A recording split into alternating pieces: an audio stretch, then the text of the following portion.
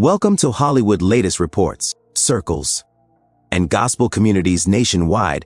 BJ Pons' emotional breakdown during a live service left thousands stunned as Pastor Tommy Bates delivered a reaction so unexpected, so deeply human, and so spiritually charged that the entire church fell pin-drop silent, creating one of the most powerful scenes captured in a modern worship gathering. The incident unfolded on what was initially planned as a routine worship night, full of praise, testimonies, and BJ's beloved powerhouse vocals. Yet within minutes, the atmosphere shifted dramatically when BJ, standing at the mic with her usual confidence, suddenly paused mid-song, her voice trembling as tears began streaming down her face, catching the musicians, choir, and congregation off guard as she tried to continue singing but couldn't push out more than a whisper, her vulnerability spilling over in real time. And though the sanctuary was filled with close to 2,000 people, it felt as if the world had collapsed into absolute stillness, with BJ shaking her head, pressing her hand over her chest, whispering, "Lord, I can't carry this anymore." And as the camera zoomed in, capturing the raw emotion, social media comments exploded from the live stream chat with viewers typing, "Pray for her. What happened? Oh, Jesus," while others simply wept watching her weep, proving again that BJ has always been more than a singer. She is a vessel who feels everything deeply, and that night, everything broke open. With BJ sobbing uncontrollably, the band quieted themselves, the choir lowered their mics, and people in the pews began praying quietly. But what came next shocked everyone. Pastor Tommy Bates, known for his fiery sermons, bold proclamations, and old-time Pentecostal authority, slowly stepped down from the pulpit, not with his usual commanding posture, but with a gentleness that immediately shifted the entire spiritual climate, walking toward BJ as though every step carried decades of wisdom and compassion. And when he reached her, BJ collapsed into his arms, crying into his shoulder as the church gasped, because rarely, if ever, had they witnessed such a display of transparency from BJ Pons, or such a tender, father-like response from Tommy Bates. And instead of rushing to calm the moment or move the service along, Bates held her firmly and said into his mic, voice heavy with emotion, "Church, this is what a real battle looks like. This is what carrying the anointing costs. Don't you dare sit there and judge her tears. These are holy tears." And those words caused a visible wave across the congregation as dozens burst into tears, hands lifted, some kneeling at their seats, others shouting praises as the intensity of the moment deepened. BJ, still overwhelmed, tried to apologize to the church, saying, "I'm sorry, I didn't want to break down tonight." But Bates quickly placed his hand on her back and said sternly, "No, daughter, don't apologize for what God is doing in you. Tears are not weakness, they're release," triggering a roar of agreement from the audience. And in that moment, something shifted not only in the room, but in BJ herself, who had silently carried weeks of stress, personal pressures, and private spiritual battles that nobody knew about. And when she finally spoke, her words shaking, she confessed, "I've been fighting heaviness. I've been feeling overwhelmed, like I'm not strong enough anymore." And this honest admission sent shockwaves because BJ is known for her strength, her boldness, her fire on stage, yet seeing her at her most fragile hit the church with unexpected intensity, reminding everyone that even those who lead others into worship fight battles the crowd never sees. As Tommy Bates listened, his expression changed from gentle concern to fierce authority, the kind that made people straighten in their seats, and he gripped the microphone and declared, "Satan has been attacking her voice, her mind, her spirit, but we are not letting him win tonight," sparking shouting, crying, and spiritual warfare prayers from every corner of the sanctuary. The musicians slowly began to play softly behind the scene, just strings and keys, building an atmosphere that felt simultaneously sacred and heartbreaking. And what happened next solidified the night as one of the most unforgettable services in recent memory. Tommy Bates lifted BJ's hand toward the congregation and said, "Stretch your hands toward her right now," and thousands responded instantly, arms raised, voices trembled, people interceded loudly, the sound swelling like a storm, and BJ, still crying, fell to her knees as Bates continued praying over her with a power that made even seasoned ministers tremble. Some witnesses later said they had never seen Pastor Bates with such raw spiritual intensity, almost shaking as he prayed, his voice cracking at moments, proving that he wasn't performing. He was fighting for someone he deeply respected. As the prayer deepened, the live stream comment section exploded with crying emojis, testimonies, prayer requests, and confessions from viewers saying they too felt overwhelmed in their private battles. And many wrote that BJ's breakdown unexpectedly ministered to them in ways a scripted moment never could, giving them permission to be human, to be vulnerable, to admit exhaustion. And suddenly it wasn't just BJ who was receiving healing. Hundreds of people watching online said they felt something break off of them too. After nearly 15 minutes of intense prayer, BJ finally lifted her head, her face wet, her voice hoarse. But something in her eyes had changed.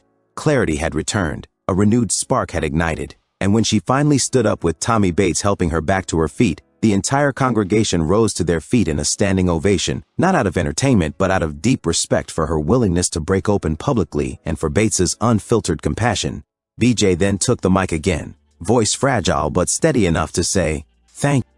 I didn't expect this, but maybe this is what I needed."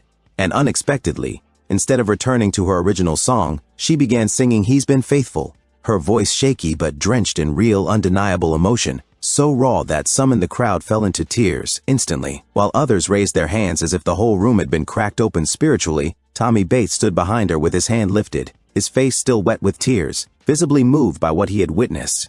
A rare moment of spiritual transparency unfolding live before his congregation, and by the time BJ finished the song, wiping her face and smiling through tears, the atmosphere had transformed completely from heavy to victorious. People shouted praises, some danced, others embraced one another, and many said later that they felt as though they had lived through an entire lifetime of emotions in one single service.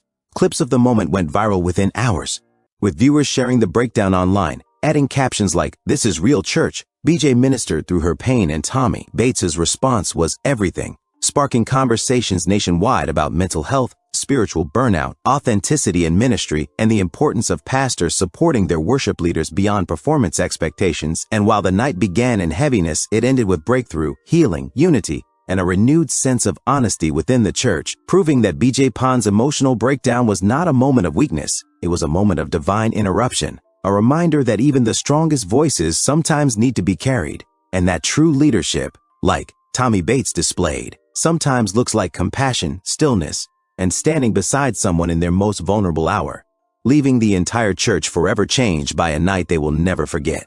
As the night continued to unfold after BJ Pons' emotional collapse and Tommy Bates' stunning response, something extraordinary began happening throughout the sanctuary. Something that seasoned churchgoers later described as a move of God you can't rehearse, fake, or predict, because even after BJ regained her composure and finished her trembling yet triumphant rendition of "He's Been Faithful," the atmosphere refused to settle into anything normal. Instead, people remained standing, hands lifted, some crying uncontrollably, others whispering prayers, and even the musicians, the very ones who usually waited for cues and transitions, stood frozen, visibly moved by the intensity of what they had just witnessed, as if no one wanted to break the sacredness hanging in the air. And in the middle of that silence, BJ stepped back from the mic, breathing deeply, eyes still red but filled with peace, and she whispered into the mic, "Church, thank you for letting me fall apart tonight," igniting another ripple of soft cries across the building, because it was rare for a worship leader of her stature to publicly thank people for witnessing her vulnerability.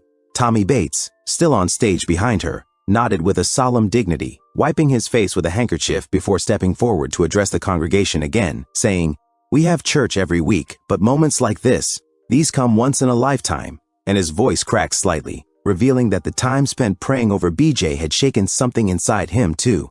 Something deeper than mere pastoral duty, and many in the crowd leaned forward, anticipating what he would say next. He continued, "God didn't just touch her tonight, he touched this entire body." And at that moment, a woman near the front row suddenly cried out, falling to the ground as two ushers rushed to pray with her. And minutes later, a man in the middle section began, confessing through tears to his wife that he had been silently battling depression, while others around him began praying for him without hesitation, creating pockets of prayer all around the sanctuary like small fires catching and spreading. And it became obvious that BJ's moment of breaking had opened the floodgates for countless others who had been carrying invisible burdens.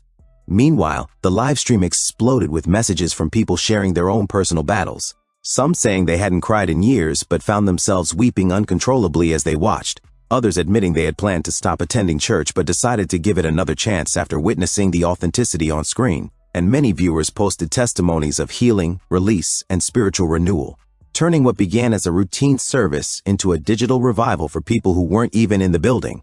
As the atmosphere intensified, BJ stepped aside and sat on the edge of the stage, quietly catching her breath while watching the congregation surge with emotion, and a few choir members rushed to her side, hugging her tightly, some crying themselves because Seeing her, someone they looked up to, break so honestly made them feel permission to let go of their own pain.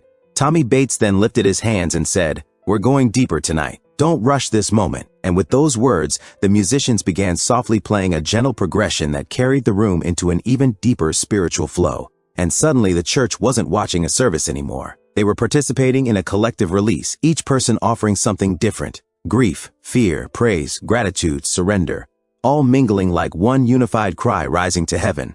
Several people later testified that they felt years of emotional weight lift off them in those minutes, and some described the atmosphere as thick, holy, or electric, like the entire sanctuary had become a place where heaven touched earth in real time.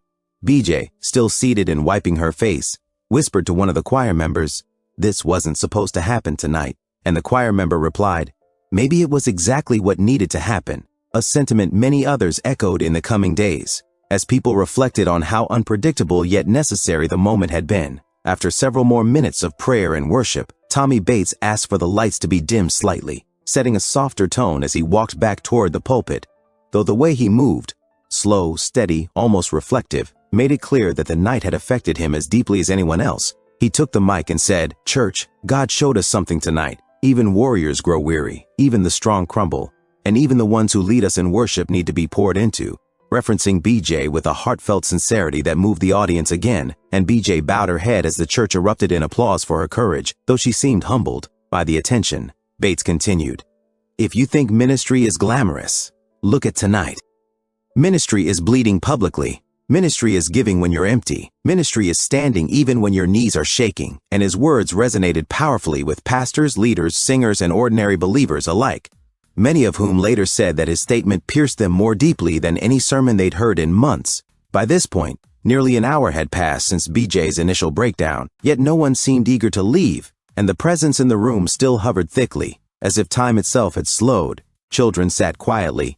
Teenagers who were usually distracted were wiping tears, and elders, some who had seen decades of church services, whispered to each other that they hadn't witnessed something this raw and anointed in years. Then, in a surprising twist, BJ slowly stood back up, walked toward Tommy Bates, and softly asked for the mic again, and Bates instantly handed it to her without question. She took a shaky breath and said, "Can I tell you the truth?" And the congregation leaned in with full attention as she continued, "I've been carrying things I didn't tell anybody. I thought being strong meant staying silent," and her honesty cut through the room like a blade of light, because so many in the crowd had lived the same